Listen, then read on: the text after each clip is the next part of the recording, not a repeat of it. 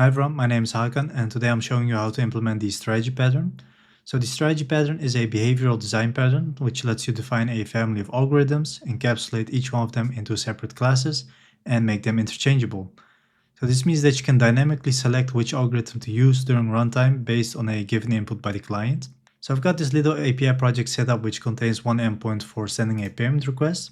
And if we go ahead and start this API and head over to Postman, we can send a payment request with an amount and a payment type. If we send this request, we get back a message paid €1 using PayPal.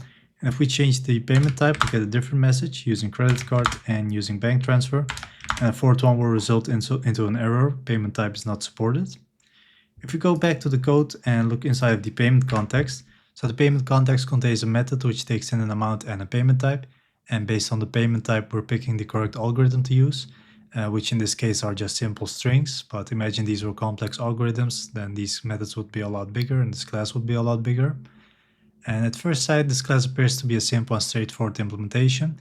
However, as the codebase grows and new payment methods need to be supported, the current approach poses several problems. First, it violates the open-close principle, which means that a class should be open for extension but closed for modification. And in this case, every time you add a new payment type, you need to modify the processed payment method by adding another if condition. It lacks scalability because the method becomes harder to manage as more payment types are added, and the number of growing if statements makes code verbose and error prone. And also testing becomes more difficult because every change requires revalidating the entire method to ensure no regressions occur.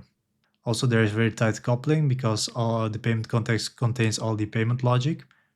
And if any specific payment method requires some change, the payment context must be modified, impacting all other payment types. Also, this design doesn't allow developers to work independently on different payment types without potentially conflicting with each other, without creating merge conflicts.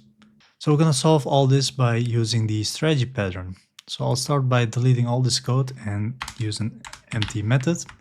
Then I'll go ahead and create a new interface for our strategies. So I'll say payment strategy, and this interface will have a method of which will return a string and called process payment, which will take in a decimal of amount, and we'll also have only a getter for the payment type. So we'll say payment type, and we'll say get. Then we can go ahead and create our separate classes, our algorithms. So first will be our credit card. So we'll say public class credit card strategy, which will implement payment strategy. And then the payment type will be of payment type credit card. And it will return our string, which is paid amount using credit card. Then we have our PayPal strategy. So we'll just copy this class and edit the title. Say PayPal strategy, and this will be PayPal, and this will be PayPal. Then we have our bank strategy or bank transfer. So I'll just copy this again. Then we'll call this bank transfer. The type will be bank transfer, and the text will be bank transfer.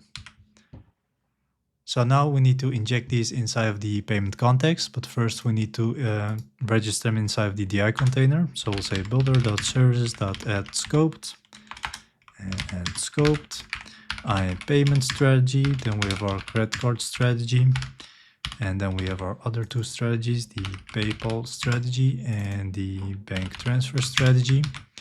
Then next we have to inject these inside of our payment context.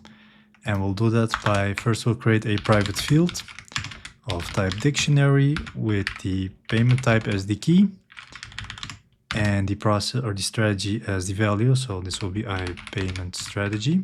And let's go ahead and call it payment strategy map. Then we'll create a constructor which will inject all these strategies. So enumerable of payment strategy.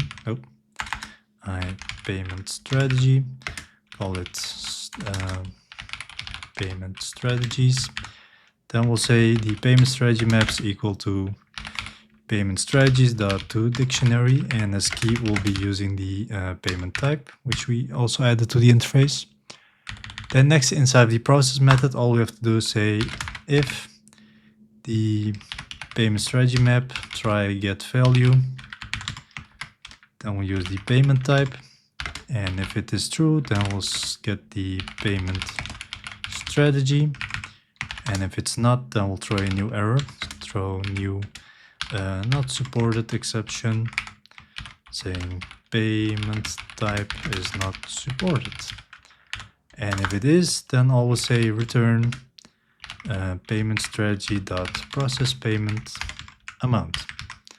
And that's really it. Let's go ahead and start the API and head back to Postman. And right now, if you go and send a payment type 1, we'll get again PayPal, our credit card, our bank transfer, and a fourth is a payment type is not supported.